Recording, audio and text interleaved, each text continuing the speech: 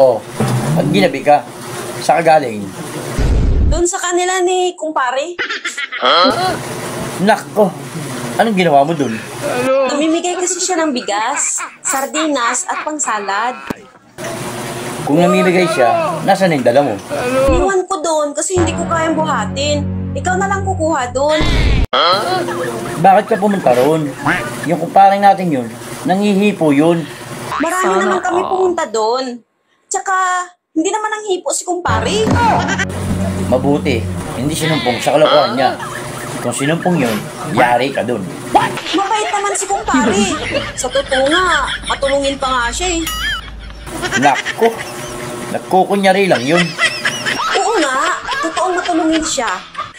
Paano mo naman nasabi? Kasi, nung nag-share ako sa kanila, pagkatapos kong umihi, nung pagtayo ko, bigla siyang pumasok. Alin na matulungin dun?